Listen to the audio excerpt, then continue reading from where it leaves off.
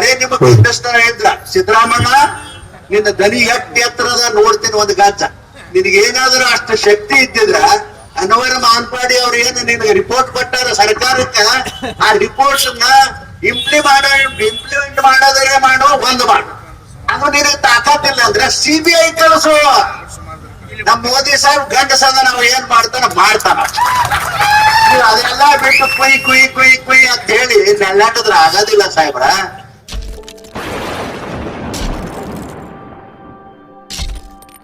ಜಿಲ್ಲೆಯ ಲೋಕಸಭಾ ಸದಸ್ಯರಾದಂತಹ ಸನ್ಮಾನ್ಯ ರಮೇಶ್ ಗಿನ್ ಸಾಹೇಬರು ಈ ಸಭೆಯನ್ನು ಹೋರಾಟದ ಒಂದು ವೇದಿಕೆ ಉದ್ದೇಶಿಸಿ ಮಾತನಾಡಿದ್ದಾರೆ.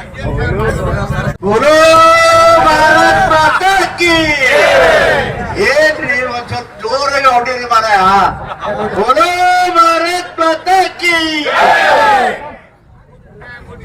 ಮೊಟ್ಟ ಮೊದಲು ದೇವರಿಗೆ ವಂದಿಸಿ ಇವತ್ತಿನ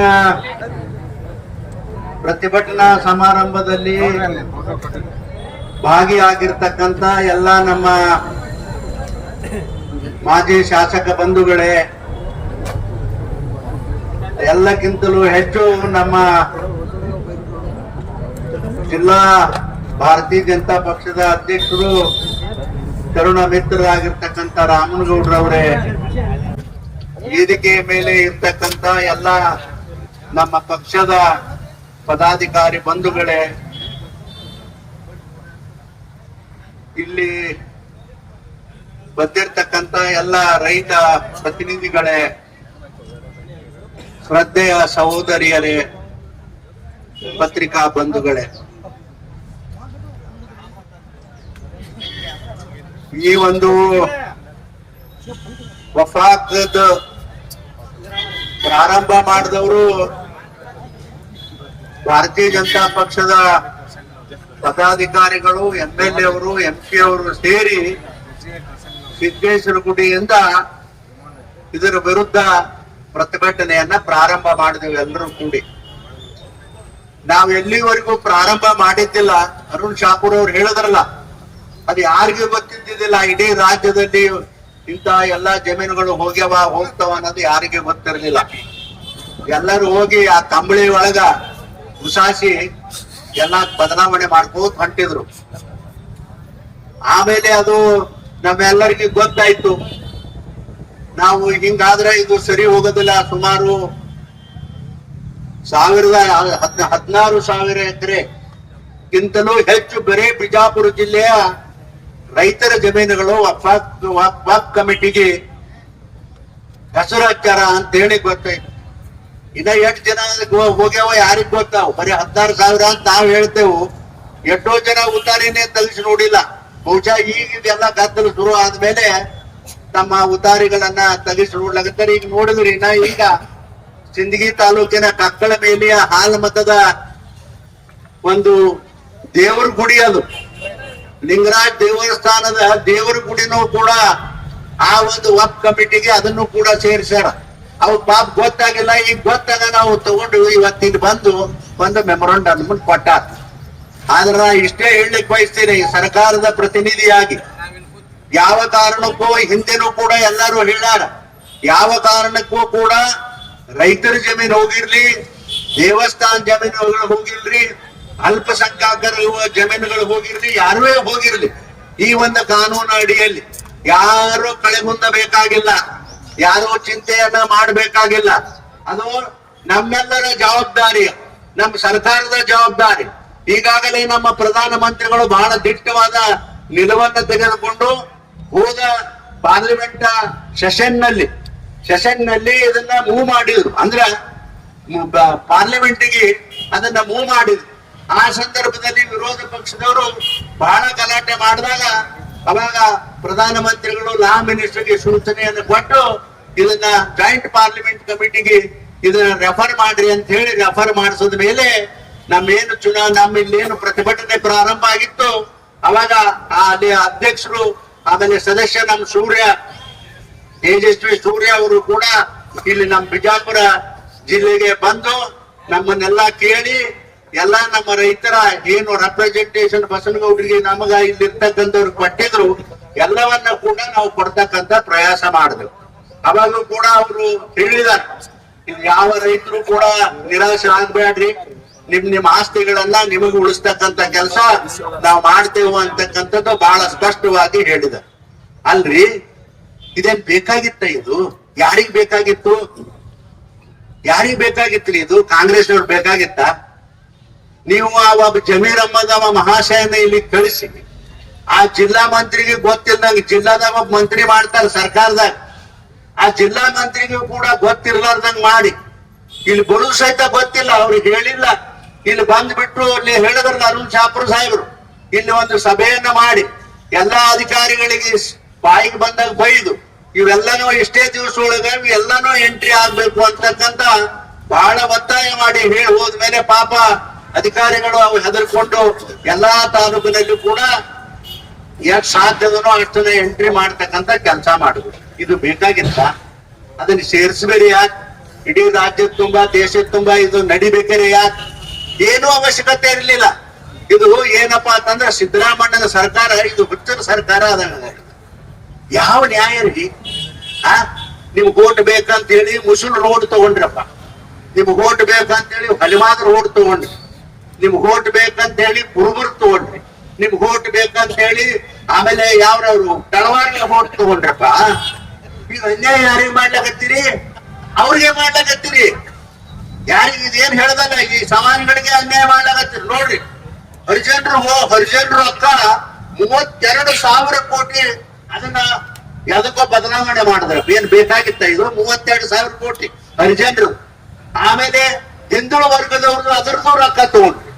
ಆಮೇಲೆ ಈ ತಳವಾರ ಮಂದಿದೊಂದು ಕಾರ್ಪೊರೇಷನ್ ಅದಲ್ಲ, ಅದ್ರ ವಾಲ್ಮೀಕಿ ಕಾರ್ಪೊರೇಷನ್ ಅದ್ರದ್ದು 187 ಕೋಟಿ ರೊಕ್ಕ ತಗೊಂಡ್ರಪ್ಪ. ಅದು ರೊಕ್ಕ ತಗೊಂಡ್ರಿ, ಬ್ಯಾರೆ ಸರ್ಕಾರ ಕೆಲಸ ಸಹಿತ ಉಪಯೋಗ ಮಾಡ್ಲಿಲ್ಲ. ಆ ಚೇರ್ಮನ್ ಮನೆಗೆ ಅವ್ರ ಮಂದಿ ಮಕ್ಕಳಿಗೆ ಉಪಯೋಗ ಮಾಡ್ತಕ್ಕಂತ ಕೆಲಸ ಮಾಡಿದ್ರು. ಇದೆಲ್ಲ ಬೇಕಾಗಿತ್ತ ನಿಮಗ? ಇದು ಅಷ್ಟೇ ಅಲ್ರಿ, ಇವ್ರು ಮಾಡ್ತಕ್ಕಂತ ಧ್ಯೇಯ ಕೃತ್ಯಗಳು ಬಹಳ ಅದಾವ ಈ ಸರ್ಕಾರದಲ್ಲಿ. ನೋಡ್ರಿ, ಅಂತಿಂತ ಕೆಲಸ, ಒಂದು ಅಭಿವೃದ್ಧಿ ಕೆಲಸ ಇಲ್ಲ, ಒಂದ್ ಸುಡ್ಗಾಡಿಲ್ಲ, ಮಣ್ಣಿಲ್ಲ, ಇನ್ ಅಭಿವೃದ್ಧಿ ಕೆಲಸ ಮಾಡಿಲ್ಲ ಅಂತ ಜನ ತಗೊಂಡ್ ಕೂದುತ್ತಾರ ಅಂತ ಹೇಳಿ ಈ ಅವ್ರ ಎಮ್ಮೆಲೆಗಳ ಪೂರಾ ವಿರುದ್ಧ ಅದಾರ. ಸ್ವಾಮಿ ಈಗ ಗಪ್ಪ ಕೂತಾರ. ಅವ್ರು ಎಲ್ಲರೂ ಒಬ್ರು ಅಲ್ಲ, ಈ ಕಮಿಟಿಗೂ ವಿರುದ್ಧ ಅಷ್ಟೇ ಅಲ್ಲ, ಈ ಸರ್ಕಾರಕ್ಕೆ ವಿರುದ್ಧ ಆಗ್ತಕ್ಕಂಥ ಯಾವಾಗ ಬಂಡಾಯ ಹೇಳ್ತಾರ ಅವ್ರಿಗೆ ಗೊತ್ತಾ. ಆದ್ರೆ ಹೇಳ್ತಾರೇನು?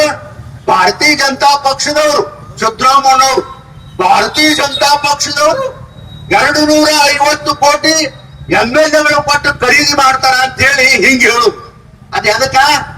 ಇದು ಡೈವರ್ಟ್ ಮಾಡ್ಲಕ್. ಈಗೇನು ಕಮಿಟಿ ಹೇತ್ ರಾಡಿ ಮಾಡ್ಯಾರ ರಾಜ್ಯದಾಗ, ಅದನ್ನ ಡೈವರ್ಟ್ ಮಾಡ್ಲಕ್ಕ ಭಾರತೀಯ ಜನತಾ ಪಾರ್ಟಿಯವರು 250 ಕೋಟಿ ರೂಪಾಯಿ ನಮ್ಮ MLA ಕೈಯಾರಿ. ನಿಮ್ MLA ಕೇಳೋಕೆ ನಮ್ಗೆ ತಲೆ ಕೆಟ್ಟದ? ನಿಮ್ MLA ತಲೆ ಕೆಟ್ಟ ನಮ್ಮ ಪಾರ್ಟಿ ಸೇರ್ಲಕ್ ತಯಾರಾಗ್ಯಾರ. ನಿಮ್ಗೇನ್ ಗೊತ್ತದ ಅದೆಲ್ಲ? ನೋಡ್ರಿ, ಇದು ಒಂದೇ ಅಲ್ಲ, ಸಾಕಷ್ಟು ಹಗರಣಗಳದಾವ. ಏನ್ ನೋಡ್ರಿ, ಒಂದ್ ಅಭಿವೃದ್ಧಿ ಕೆಲಸ ಇಲ್ಲ. MLA ಹೊಳಿ ಅಂತ ಉಗುಳಕತ್ತಾರ, ಕ್ಯಾಬಿನೆಟ್ ಮಂತ್ರಿಗಳು ಉಗುಳದಾಗತ್ತಾರ. ನಮಗೂ ಹೇಳ್ತಾರ, ಹಿಂದಿನ ಬಿಡಬೇಡಿದವ್ರನ್ನ ಹೇಳ್ತಾರ. ಅಲ್ಲೋ ಮರೇನು, ನಮ್ ರೈತರಿಗತ್ತ ಕಚ್ಚಿ ಪಚ್ಚಿ ಹಾಕಿದ, ನಾವ್ ಬರೀ ಚಣ್ಣೆ ಹಾಕಿದೆವು. ಕಚ್ಚಿ ಹಾಕನಾದ್ರ ನಾವು ಕಚ್ಚಿ ಹಾಕಲಿಕ್ಕಿಲ್ಲಪ್ಪ, ನಮ್ಮ ರೈತರ ಕೈಲೆ ಕಚ್ಚಿ ಹಾಕಿಸ್ತೇವತ್ ನಾವು ಸೊಡ್ಡು ಹೊಡೆದು ಇವತ್ ನಮ್ಮ ರೈತರನ್ನ ತಯಾರು ಮಾಡಿದೆವು. ಬರ್ರಿಯಪ್ಪ, ಯಾರು ಬರ್ತೀರಿ ಗಂಡು ಮಕ್ಕಳು ನೀವು, ನಮ್ಮ ಫಲ ನಮ್ಮ ಅವ್ವ ಅಪ್ಪ ಕೊಟ್ಟ ಜಮೀನುಗಳಿಗೆ ಕೈ ಹಚ್ಚಿ ಬರ್ರಿ, ನಿಮ್ಮೊಂದು ಗದ್ದು ನೋಡ್ತೇವೆ ಅಂತ ಹೇಳಿ ಇವತ್ತು ಇಡೀ ರಾಜ್ಯ ತುಂಬಾ ನಮ್ಮ ರೈತರು, ನಮ್ಮ ಜಿಲ್ಲಾ ತುಂಬಾ ಇವತ್ತು ಗಂಡುಗಚ್ಚಿ ಹಾಕ್ಯಾರ. ಅವ್ರು ಹೇಳಿದ್ರೆ, ನೀವು ಬ್ಯಾಡ್ರಿ ಸಾಹೇಬ್ರೆ, ನೀವು ಗಂಡುಗಚ್ಚಿ ಏನ್ ಹಾಕೋದ್ ಬೇಡ, ನಾವು ತಯಾರಿದ್ದೀವಿ ಅಂತ ಹೇಳ ಗಂಡುಗಚ್ಚಿ ಹಾಕ್ಬಿಟ್ಟ. ಅದಕ್ಕಾಗಿ ಯಾರು ಕೂಡ ವ್ಯಥೆ ಮಾಡ್ತಕ್ಕಂತ ಮಾಡ್ಬೇಡ. ಈಗ ಒಂದ್ ವೇಳೆ ಮಾಡೋದಾದ್ರೆ, ಈಗ ಅರುಣ್ ಶಾಪುರ್ ಸಾಹೇಬ್ರು ಹೇಳೋದಾರಲ್ಲ, ಅನ್ವರ ಮಾನ್ಪಾಡಿ ಅವರು ಸರ್ಕಾರಕ್ಕಂತೂ ವರದಿ ಕೊಟ್ಟಾರ. ವರದಿ ಏನ್ ಕೊಟ್ಟಾರ ಅಂತಂದ್ರ, ಒಬ್ಬ ಪ್ರಾಪರ್ಟಿ ಜಮೀನುಗಳನ್ನ ಯಾರ್ಯಾರು ಎತ್ ಹಾಕ್ಯಾರ ಅದೆಲ್ಲರೂ ರಿಪೋರ್ಟ್ ಕೊಟ್ಟಾರ. ಆ ರಿಪೋರ್ಟ್ ನಮಗೂ ಗೊತ್ತಿರ್ಲಿಲ್ಲ. ಅದು ತೆಗಿಸಿ ನೋಡಿದ್ರ ಅದ್ರಾಗ 99% ಅಲ್ಪಸಂಖ್ಯಾತರು ಎತ್ ಹಾಕಿರ್ತಾರೆ.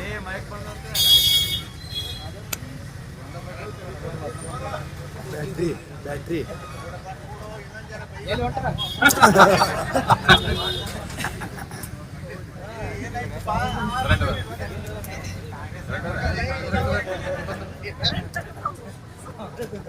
ಹಲೋ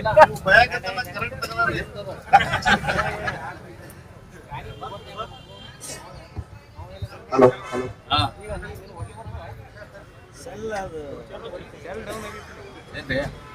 ಅನ್ವರ್ ಮಾನ್ಪಾಡಿ ಅವರು ಸರ್ಕಾರಕ್ಕೆ ರಿಪೋರ್ಟ್ ಕೊಟ್ಟಾರ. ಇದೆಲ್ಲ ಪ್ರಾರಂಭ ಆದ್ಮೇಲೆ ಅದನ್ನೆಲ್ಲ ಒಂದಿಟ್ಟು ತೆಗಿಸಿ ನಮ್ಮ ಅರುಣ್ ಶಾಪುರ್ ನಂತವ್ರು ಭಯಂಕರ ತಲೆ ಓಡಿಸೋರು ಎಲ್ಲ ನೋಡಿದ್ರು. ಅದು ನೋಡಿ ನಮಗೂ ಹೇಳಿದ್ರು, ಇಲ್ರಿ ಇದು ಯಾರೋ ತಗೊಂಡ್ರಿಲ್ರಿ, ಇದ್ರಾಗ ಇವ್ರ ಜಮೀನ ಈ ವಕ್ ಕಮಿಟಿಗೆ ಸಂಬಂಧಪಟ್ಟಂತ ಸಮಾಜದವ್ರು ಏನದಾರಲ್ಲ ಅವರೇ ಎತ್ ಹಾಕ್ಯಾರ ಅಂತ ಹೇಳು. ಅವಾಗ ಗೊತ್ತಾಗ್ತಿದ್ದು. ಈಗ ನೋಡ್ರಿ, ಖರೆ ನಿಮಗ್ ಇಂಡಸ್ಟ್ರ ಇದ್ರ ಸಿದ್ದರಾಮಣ್ಣ ನಿನ್ನ ದನಿ ಎತ್ತರದ ನೋಡ್ತೀನಿ ಒಂದು ಗಾಜ. ನಿನಗೇನಾದ್ರೂ ಅಷ್ಟು ಶಕ್ತಿ ಇದ್ದಿದ್ರ ಅನ್ವರ್ ಮಾನ್ಪಾಡಿ ಅವ್ರು ಏನು ನಿನಗೆ ರಿಪೋರ್ಟ್ ಕೊಟ್ಟಾರ ಸರ್ಕಾರಕ್ಕೆ, ಆ ರಿಪೋರ್ಟ್ಸ್ ಇಂಪ್ಲಿಮೆಂಟ್ ಮಾಡೋದ್ರೆ ಮಾಡೋ ಒಂದು ಮಾಡು. ಅದು ನಿನಗೆ ತಾಕತ್ತಿಲ್ಲ ಅಂದ್ರೆ CBI ಕಳಿಸು. ನಮ್ ಮೋದಿ ಸಾಹೇಬ್ ಗಂಡಸದ ನಾವು ಏನ್ ಮಾಡ್ತಾನ. ಅದೆಲ್ಲ ಬಿಟ್ಟು ಕುಯ್ ಕುಯ್ ಕುಯ್ ಕುಯ್ ಅಂತ ಹೇಳಿ ನೆಲ್ಲಾಟದ್ರ ಆಗೋದಿಲ್ಲ ಸಾಹೇಬ್ರ. ನನಗೆ ಇದೆಲ್ಲ ನೋಡಿ ಅನಿಸ್ತದ, ಇನ್ನು ಬಹಳ ದಿವಸ ಇವರು ಈ ಸರ್ಕಾರ ಮುಂದಕ್ಕೆ ಹೋಗ್ತದ ಅಂತ ಅನ್ಸಂಗ. ಎಷ್ಟು ಮಂದಿ ಪಾಪ ಕಟ್ಕೋತೀರಿ? ಬರೀ ನಮ್ ಜಿಲ್ಲಾದಾಗ 26,000 ಎಕರೆ ಕುಟುಂಬಗಳ ಪಾಪ ಕಟ್ಕೊಂಡಿರಿ. ಇನ್ನು ರಾಜ್ಯದಾಗ ಎಷ್ಟು ಜನರು ಕಟ್ಕೊಂಡಿರ್ಬೇಕು ನೀವು? ಅದಕ್ಕಾಗಿ ಬಹಳ ಸಮೀಪ ಬಂದಾಗ ಅಂತ ಹೇಳಿ ನಮಗ ಅನಿಸ್ಲಾಗತ್ತದ ಅಂತ ಹೇಳಿ ಈ ಸಂದರ್ಭದಲ್ಲಿ ನಾನು ಹೇಳಿ, ಇವತ್ತು ಜಿಲ್ಲೆಯ ಎಲ್ಲಾ ರೈತರ ಜವಾಬ್ದಾರಿಯನ್ನ ಲೋಕಸಭಾ ಸದಸ್ಯರ ತಲೆ ಮೇಲೆ ಹಾಕಿರಪ್ಪ. ನಾನು ಅದಕ್ಕೆಲ್ಲದಕ್ಕೂ ತಯಾರದೀನಿ, ನಾ ಗಟ್ಟಿದೀನಿ. ಸಾಕಷ್ಟು ಎಷ್ಟಾದ್ರೂ ನೀವು ಹೊರಿಸಿದ್ರು ಕೂಡ ಅದು ನನಗೆ ವಾಜ್ಯ ಆಗ್ಯದ ಅಂತ ಹೇಳಿ ಈ ಸಂದರ್ಭದಾಗ ಮಾತ್ರ ಅನ್ನಂಗಿಲ್ಲ. ಬೇರೆ ಸಂದರ್ಭದಾಗ ನಾನು ಅನುಭವ, ಬಟ್ ಈಗೇನು ರೈತರಿಗೆ ಏನ್ ತೊಂದರೆ ಆಗ್ಯದಲ್ಲ, ಈ ಸಂದರ್ಭದಾಗ ನೀವು ಬೇಕಾದಷ್ಟು ನಾನು ಹೊರಿಸ್ರಿ, ಆ ಹೊತ್ಕೊಂಡು ಹೋಗ್ತಕ್ಕಂತ ಶಕ್ತಿ ಭಗವಂತ ನಾನು ಕೊಟ್ಟಾನ ಅಂತ ಹೇಳಿ ಈ ಸಂದರ್ಭದಲ್ಲಿ ಹೇಳಿ, ಈ ಒಂದು ಏನು ವಿವಾದ ಅದ ಇವತ್ತು 2 ದಿವಸಗಳವರೆಗೂ ಕೂಡ ಇಡೀ ರಾಜ್ಯದಲ್ಲಿ ಎಲ್ಲಾ ಜಿಲ್ಲೆಗಳಲ್ಲಿ ಈ ಪ್ರತಿಭಟನೆ ಆಗ್ಬೇಕು ಅಂತ ಹೇಳಿ ಪಕ್ಷದ ನಾಯಕರೇನೊಂದು ಸೂಚನೆಯನ್ನು ಕೊಟ್ಟಿದ್ರು. ಆ ಸೂಚನೆ ಪ್ರಕಾರ ನಮ್ಮ ರಾಮನಗೌಡರು ನಮ್ಮೆಲ್ಲರನ್ನ ಕರೆಸಿ ಇವತ್ತು ಕೂಡ ಹಾಕಿ ಇದನ್ನ ಮಾಡ್ಲಕತ್ತಾರ. ಇದು ಬಹಳ ಒಳ್ಳೆಯ ಕೆಲಸ ಅಂತ ಹೇಳಿ ನಾನು ಈ ಸಂದರ್ಭದಲ್ಲಿ ನಾನು ಹೇಳಿ, ನಾಳೆ ಬರ್ತಕ್ಕಂತ ಲೋಕಸಭಾ ಅಧಿವೇಶನ ಪ್ರಾರಂಭ ಆಗ್ತದ. ಆ ಅಧಿವೇಶನದಲ್ಲಿ ಬಹುಶಃ ನನಗನ್ನಿಸ್ತದ ಇಡೀ ದೇಶದಲ್ಲಿ ಇದು ಬಹಳ ಮುಖ್ಯವಾಗಿರ್ತಕ್ಕಂಥ ಸಬ್ಜೆಕ್ಟ್ ಅಂತ ಹೇಳಿ ನನಗನ್ನಿಸ್ತದ. ಇವತ್ತು ನೋಡಿದೀನಿ, ಯಾವ್ದೋ ಪೇಪರು ಕೂಡ ಬಂತು, ಈ ಸಲ ಪಾರ್ಲಿಮೆಂಟ್ ನಲ್ಲಿ ಲೋಕಸಭೆಯಲ್ಲಿ ಇದು ಖಂಡಿತವಾಗಿ ಬರ್ತದ, ಪ್ರಧಾನಮಂತ್ರಿಗಳ ಸೂಚನೆ ಕೊಟ್ಟಾರ ಅಂತಕ್ಕಂಥದ್ದು ಕೂಡ ನನಗೆ ಹೇಳ್ಯಾರ.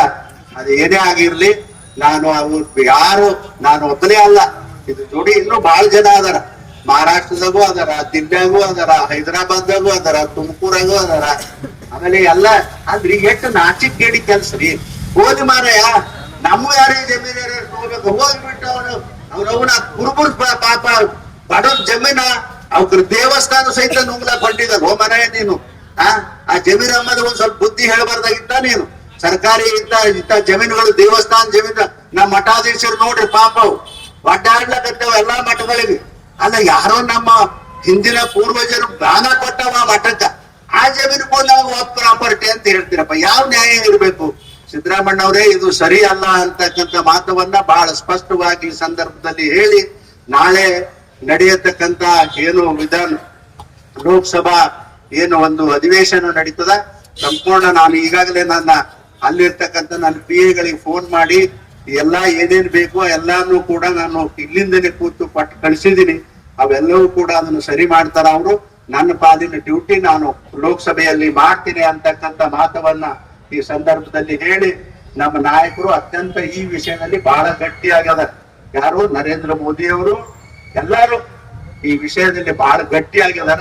ಇದು ಖಂಡಿತವಾಗಿ ಏನು ಎಲ್ಲರೂ ಹೇಳಿದ್ರೆ 1974-75ನೇ ಇಸ್ವಿನಲ್ಲಿ ಏನು ಒಂದು ಆರ್ಡರ್ ಅನ್ನ ಸರ್ಕಾರದವರು ವಿಧೇಯವನ್ನು ಹೊರಡಿಸ್ಯಾರ, ಅದು ಹೋಗೋ ತನಕ ಲೋಕಸಭೆಯಲ್ಲಿ ಅದು ಮಂಜೂರಾಗುತ್ತನ ನಾನು ಬಿಡೋದಿಲ್ಲ ನಾವು ಯಾರು ಅಂತಕ್ಕಂಥ ಮಾತವನ್ನ ಬಹಳ ಸ್ಪಷ್ಟವಾಗಿ ಈ ಸಂದರ್ಭದಲ್ಲಿ ಹೇಳಿ, ಅದಕ್ಕೆ ದಯವಿಟ್ಟು ನಾ ಕೈ ಮುಗಿತೀನಿ ಎಲ್ಲಾ ಕಾರ್ಯಕರ್ತರಿಗೆ. ಮನೆ ಪಕ್ಷ ಇವತ್ತು ಬೆಳಗ್ಗೆಯಿಂದನೂ ನೀವ್ ಅದಿರಿ, ಸಾಯಂಕಾಲ ಎಲ್ಲಿವರೆಗೂ ರಾಮನಗೌಡ್ರು ಹೇಳ್ತಾರ ಸಂಜೆ 5ರವರೆಗೂ ನಿಮ್ ಕೈ ಮುಗಿತೀನಿ. ಎಲ್ಲಾ ಕಾರ್ಯಕರ್ತರು ನಮ್ಗೆಲ್ಲರಿಗೆ ಪಕ್ಷದ ಕಾರ್ಯಕರ್ತರು ಇದಕ್ಕೆ ಅವರಿಗೆ ಸಹಕಾರ ಮಾಡಬೇಕು ಅಂತಕ್ಕಂತ ವಿನಂತಿಯನ್ನ ಈ ಸಂದರ್ಭದಲ್ಲಿ ನಾನು ಮಾಡಿಕೊಂಡು ದಯವಿಟ್ಟು ತಮ್ಮೆಲ್ಲರಿಗೂ ವಂದಿಸಿ ನಾನು 2 ಮಾತು ಮುಗಿಸ್ತೀನಿ. जुड़े रहिएगा आपके अपने चैनल बीजापुर समय के साथ।